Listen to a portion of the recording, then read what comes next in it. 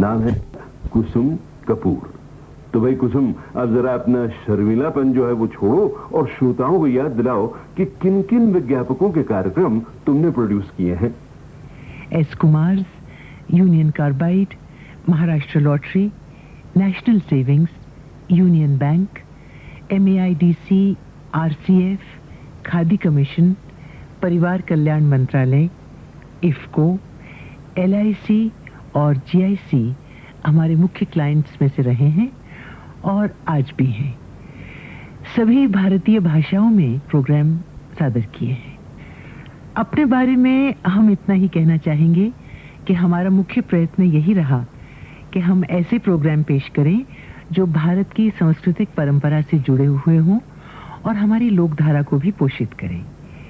इस दिशा में हमारे सबसे ज्यादा सफल प्रयत्नों में LIC के लिए किस्सा तोता मैना और एवरेडी के लिए एवरेडी के हमसफर प्रोग्राम रहे हैं। किस्सा तोता मैना CBS के सर्वाधिक लोकप्रिय स्पॉन्सर्ड प्रोग्राम्स की सूची में करीब सभी भाषाओं में बरसों ऊपर रहा। हमने हमेशा नाटकों, लोक संगीत और लोक नाट्य की विधाओं को ज्यादा महत्व दिया है। अरे मैना तू? हाँ मैं, मगर मान मेरा कहना तू। तेरा कहना? हाँ, मत सुना ये दुख भरे बहना। अरे मगर क्यों? जो की त्यों। इस गीत के बोल मेरे कलेजे पर गड़ जाते हैं, क्योंकि कुछ ऐसे लोग याद आते हैं जिनके अपने ऐन सावन में ही बिछड़ जाते हैं, ना बुलाते हैं ना आते हैं, और गम से भरे वो दिल बार बार यही टेक दोहराते हैं। भैया को बाबुल सावन में जो बुलाए रे। ये तुझे क्या हुआ है मैना? सावन का महीना, राखी सुनोने की बहार और तेरी आंखों से आंसुओं की धार। अगर तुझसे मिली होती कभी शाहीन तो तू भी होता ऐसा ही गमगीन। आज हमारे सफर की मंजिल है बरेली।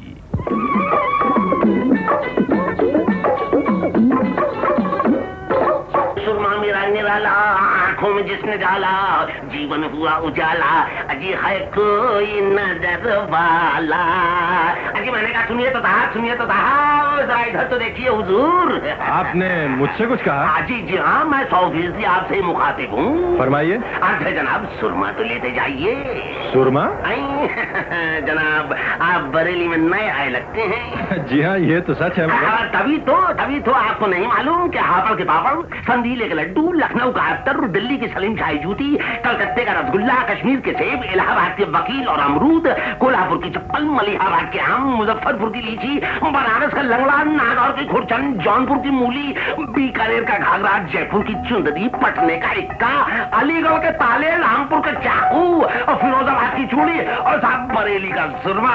अबे छुट्टन तरह गिलास पानी तो पिलाइयो, दम छोड़ दिया यार, उम्र हो गई। तो दूर दे दूं 2 शीशियां, असली हाशिम का सुरमा है। आप बेचते सुरमा हैं और जनरल नॉलेज सारे हिंदुस्तान का रखते हैं। हुजूर बंदा किस काबिल है, आप जैसे लोगों से सुन कर याद कर लिया है। बरेली के सुरमे का सुन तो बहुत रखा है, जरा इसकी खूबियां भी तो बताइए। अरे खूबियां तो इसमें सैकड़ों हैं, कभी फुर्सत से आइएगा तो सुनाऊंगा। इस वक्त तो दरिया को कूजे में बंद करके बस ये समझिए कि एक शेर सुना देता हूँ। इरशाद इरशाद। बच्चों का दोस्त, बूढ़ों की आँख का नूर हूँ, शायदा है और मेरे बहुत नौजवान भी, सुरमा बरेलवी हूँ मैं, सुरमा बरेलवी। देखिए साहब, कुसुम कपूर अपने प्रोड्यूस किए हुए सिर्फ 2 प्रोग्रामों के अंश सुनवा कर चली गई और बाकी काम मुझ पर छोड़ गई। तो बहनों और भाइयों सुनिए, महाराष्ट्र राज्य लॉटरी के लिए प्रोड्यूस किए हुए उनके कार्यक्रम रेडियो पत्रिका का एक हिस्सा। उसमें भारतीय सेना के मशहूर जनरल थोराट साहब तशरीफ लाए थे और अपने जीवन की कुछ घटनाओं की यादें पेश की थीं। 1944 का समय था। जी हाँ। हम पकड़े गए थे दोनों जी, इम्फाल के बेड़े में। जी साहब। और एक छोटा सा हमला किया था। हमले के बाद जी मैं अपना हेडक्वार्टर आगे ले जा रहा था। उस वक्त तो मेरे आर्दली के तौर पर काम करते थे। जी साहब। और मनोहर साहब, हाँ जी। मैं जा रहा था आगे आगे जी और जयसिंह जी। एक छोटा सा बिस्तर अपने सिर के ऊपर लेकर मेरे पीछे आ रहा था। अच्छा। फिर हम जा रहे थे आगे, इतने में तोप का एक गोला ठीक हम दोनों के बीचों बीच गिर गया। मैंने समझा कि जयसिंह चल बसे। मैंने पीछे देखा तो ये जयसिंह दोनों हाथों से अपना बिस्तर सिर के ऊपर रख के और इधर उधर तितर बितर भाग रहा था। हाँ। मैंने इसको 2 गालियां दी जी। और मैंने कहा कि उल्लू, हाँ। अरे वो बिस्तर फेंक दे और नीचे लेट जा, नहीं तो दूसरा गोला आ जाएगा, मर जाएगा तू। तो ये मेरे ऊपर ही उखड़ पड़े। अरे मुझे कहने लगा कि आप कहते बिस्तर फेंक दो। हाँ। अगर ये बिस्तर फेंकता तो इसके अंदर जो आपकी चाय की बोतल है वो टूट जाती और फिर तुमको चाय कौन देने वाला था, मेरा चाचा? और अब कुसुम के निर्माण में तैयार किया हुआ एक और महत्वपूर्ण कार्यक्रम जनरल इंश्योरेंस कॉर्पोरेशन द्वारा प्रस्तुत कृष्णायन।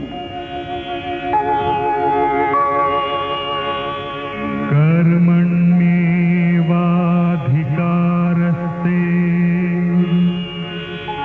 मा फलेषु कदाचन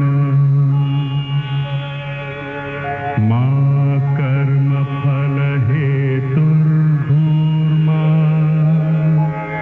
ते संगोऽस्त्वकर्मणि।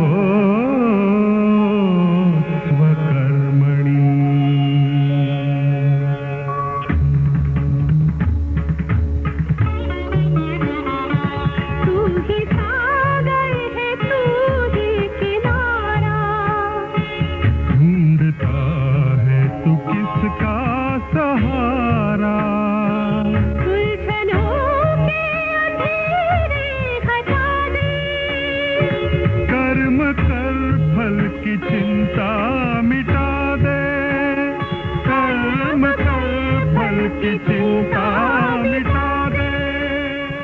एक और रेडियो निर्माता जिन्होंने विविध भारती के प्रायोजित कार्यक्रमों की बुनियाद मजबूत करने में बड़ी लगन से हाथ बटाया था, वो हैं कैलाश गोयल। तो अब आइए बहनों भाइयों, उन्हीं की आवाज सुने। एक समय ऐसा था कि चित्रगीत या कहिए कि फिल्मी संगीत आकाशवाणी पर बड़ी मुश्किल से कभी कभी सुनाई पड़ता था। साधारण व्यक्ति के लिए फिल्म संगीत एंटरटेनमेंट का साधन रहा है और यही वजह थी कि रेडियो सिलोन और रेडियो गोवा काफी पॉपुलर थे। भारत सरकार का यह निर्णय कि आकाशवाणी की एक अलग व्यापार सेवा शुरू की जाए, मेरे ख्याल से एक उचित कदम था, जो न केवल साधारण व्यक्ति के लिए मनोरंजक साबित हुआ बल्कि सरकार के लिए भी आर्थिक उपलब्धि का आधार बना। साथ ही ये एक ऐसा उद्योग बना जिसमें सारे देश में लोगों को काम मिला। आज मुझे बड़ी खुशी होती है ये कहने में कि विविध भारती के कॉमर्शियल प्रोग्राम्स में मेरा काफी योग रहा है और अब मैं एक प्रोग्राम जो शुरू के कुछ प्रायोजित कार्यक्रमों में से एक है उसकी झलकी पेश कर रहा हूँ। बैंक ऑफ बड़ौदा के साप्ताहिक प्रोग्राम अपनी कहानी अपनी जबानी में आज आप सुनेंगे क्रिकेट के विख्यात खिलाड़ी दिलीप सिंह जी के जीवन के कुछ अंश।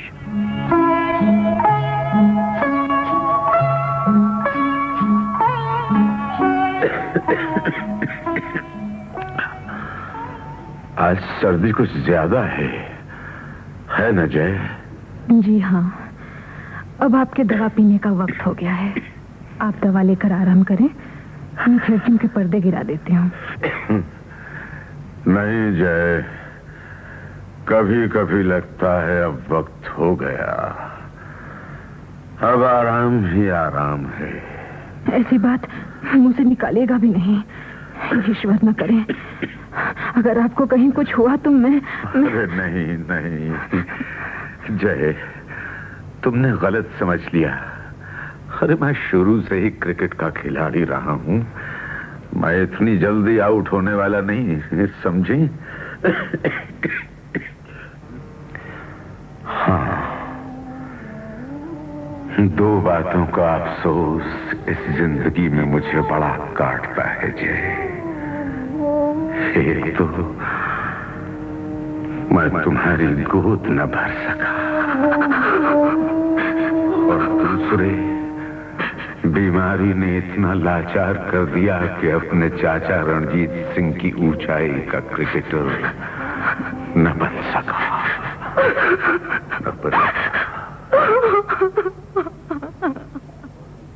ये प्रभावशाली प्रोग्राम जिसकी झलक कैलाश गोयल ने पेश की, अपनी कहानी अपनी जबानी, आपको आज भी जरूर याद होगा। बहनों और भाइयों, आज विविध भारती की विज्ञापन सेवा की रजत जयंती पर हम कुछ बड़े ही पुरस्कार कार्यक्रमों की यादें ताजा कर रहे हैं। इतने सारे प्रायोजित कार्यक्रमों की झलकें मिली हैं हमको इस कार्यक्रम के लिए कि दो खास तरह के स्पॉन्सर्ड प्रोग्राम्स हम आज शामिल नहीं कर पाएंगे। ये हैं फिल्मों के विज्ञापन कार्यक्रम और कैसेट कंपनियों के विज्ञापन कार्यक्रम। लेकिन ये बहुत जरूरी है कि आज हम उनके रेडियो प्रोड्यूसर से भी आपका मुख्तसर सा परिचय करवाएं। तो आइए इनसे मिलें। सबसे पहले विजय बहल, जो खरज आवाज वाले बड़े भावुक इंसान हैं और अनेक फिल्मों की पब्लिसिटी रेडियो पर कर चुके हैं। मेरी हार्दिक शुभकामनाएं All India Radio commercial broadcasting service, central sales unit और विविध भारती के 25 सुहाने और सुनहरे सालों के सफर में। God bless us. मैंने अस इसलिए कहा है क्योंकि मैं भी लगभग उतने ही सालों से commercial broadcasting service of All India radio से जुड़ा हुआ हूं। मेरा सबसे पहला स्पॉट रेडियो पर बजा था 1968 अक्टूबर-नवंबर में। वो एक फिल्म थी। इस फिल्म का नाम था कब, क्यों और कहां। इस स्पॉट के निर्माता थे श्री बालगोविंद श्रीवास्तव और रिकॉर्डिस्ट थे मिस्टर जुबेरी। इस स्पॉट की रिकॉर्डिंग हुई थी ब्लाइंड इंस्टीट्यूट के स्टूडियो में।